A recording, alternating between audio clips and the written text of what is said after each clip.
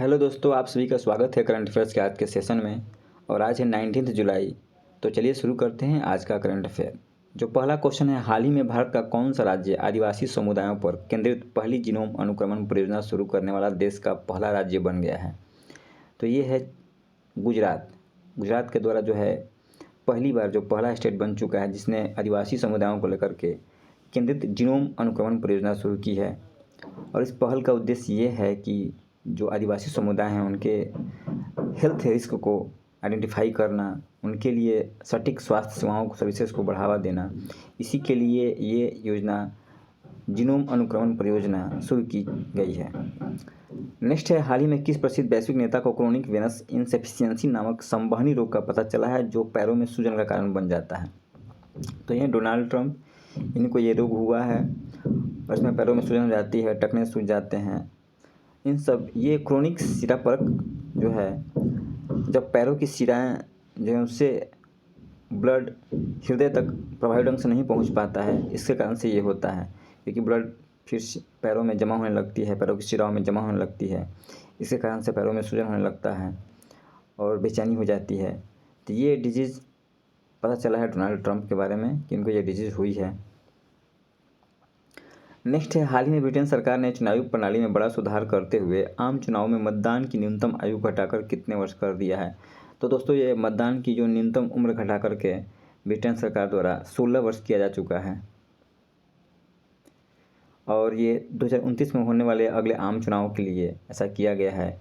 जो पहले 18 वर्ष था उसको घटाकर 16 वर्ष कर दिया गया है। नेक्स्ट है, भारत में शहरी एरोसोल प्रदूषण के नए प्रकार शहरी एरोसोल प्रदूषण द्वीप और शहरी एरोसोल स्वच्छ द्वीप की पहचान किस संस्था के शोधकर्ताओं ने की है? तो दोस्तों, ये IIT भुवनेश्वर के द्वारा किया गया है, शहरी एरोसोल प्रदूषण द्वीप UAPI और शहरी एरोसोल स्वच्छ द्वीप UACI।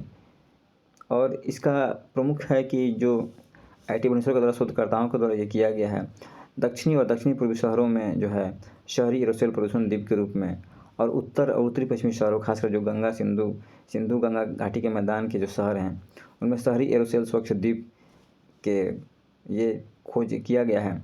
इसका है कि जो गंगा सिंधु मैदान के शहर हैं वहाँ पे थोड़ा सा एरोसोल का मात्रा है कम पाया गया है, जो दक्षिणी और दक्षिण पूर्वी शहर हैं। इससे भविष्य में जो भी एरोसोल प्रदूषण पैटर्न है उसको समझ करके शहरीकरण को बढ़ावा दिया जा सकता है। किस संस्था ने भारत की सबसे हल्की सक्रिय व्हील चेयर YD1 लॉन्च की है? तो दोस्तों, ये बनाया गया है IIT मद्रास के द्वारा। सबसे हल्की YD1 लॉन्च की है, व्हील चेयर है ये भारत में निर्मित बड़ी स्वदेशी रूप से विकसित किया गया है IIT मद्रास के द्वारा। नेक्स्ट है, javelin anti tank guided missile किस देश द्वारा विकसित की गई है? तो ये विकसित किया गया अमेरिका के द्वारा, संयुक्त राज्य अमेरिका के द्वारा। और भारत ने हाल ही में अमेरिका को देश में javelin anti tank guided missile के उत्पादन के लिए अनुरोध पत्र भेजा है। तो भारत भी अनुरोध पत्र भेजा है कि वो इसके उत्पादन में उसका सहयोग करेगा। और इसे अमेरिकी रक्षा कंपनी रेथियोन और लॉकहीड मार्टिन ने संयुक्त रूप से विकसित किया है। मुख्य रूप से ये युद्धक टैंक जैसे भारी बख्तरबंद वाहनों, हल्के सैन्य ठिकानों को नष्ट करने के लिए इसको डिजाइन किया गया है। हाल ही में किस राज्य सरकार ने ई-स्टाम्पिंग और पंजीकरण प्रक्रिया को पूरी तरह से डिजिटल और कागज रहित बनाने के लिए मसौदा नियम पेश किए हैं? तो दोस्तों, ये कर्नाटक के द्वारा पेश किया गया है। पूरी तरह से डिजिटल और कागज रहित बनाने के लिए ई-स्टाम्पिंग और पंजीकरण रजिस्ट्रेशन प्रक्रिया कर्नाटक के द्वारा शुरू की गई है। माईडिड नामक पायलट परियोजना किस राज्य सरकार द्वारा शुरू की गई है? तो दोस्तों, ये शुरू किया गया हिमाचल प्रदेश को द्वारा माईडिड। और ये जो पायलट परियोजना शुरू की गई, इस पहल का उद्देश्य है कि भूमि पंजीकरण को सरल बनाया जाए। जो रजिस्ट्रेशन होता है, लैंड रजिस्ट्रेशन, उसको सुगम बनाना, सुलभ बनाना लोगों के लिए। बार बार जो सरकारी दफ्तर कार्यालय हैं वहाँ चक्कर ना लगाना पड़े, इसको डिजिटलाइज किया जा रहा है।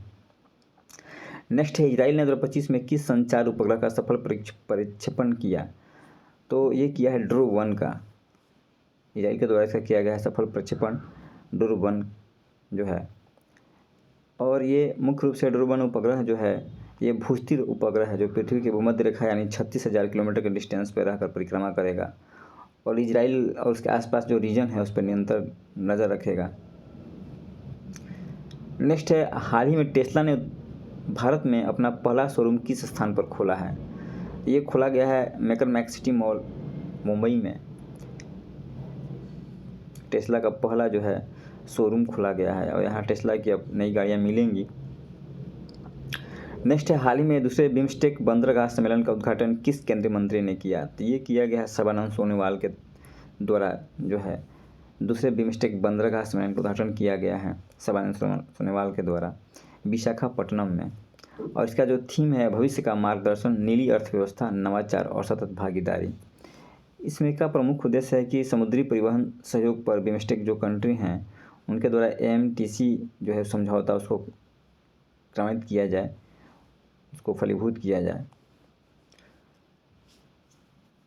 बिहार से देख रहे हैं दोस्तों, हाल ही में बिहार में किस संस्था का क्षेत्रीय कार्यालय खोलने की घोषणा की गई है जिससे स्थानीय उत्पाद वैश्विक बाजार से जुड़ सकें?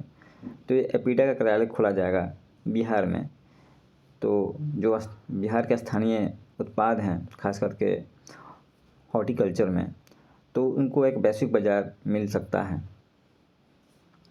खास करके कृषि प्रसंस्कृत खाद्य उत्पाद हैं वह एपीडा के माध्यम से जो है वैश्विक बाजार से जुड़ेंगे। नेक्स्ट है, प्रधानमंत्री नरेंद्र मोदी ने बिहार में लगभग कितनी लागत की परियोजनाओं का शिलान्यास और लोकार्पण किया है? तो 7200 करोड़ रुपये का जो परियोजनाओं का शिलान्यास और लोकार्पण किया गया है प्रधानमंत्री नरेंद्र मोदी को। इनकी अभी हाल फिलहाल में मोतिहारी में इनका एक रैली था, वहीं से इन्होंने 7200 करोड़ रुपये के बिहार के लिए परियोजनाओं का शिलान्यास किया है।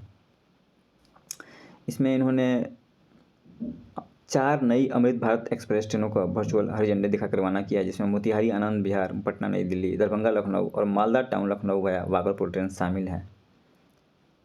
तो दोस्तों आज के करंट अफेयर्स में इतना ही था। Thank you.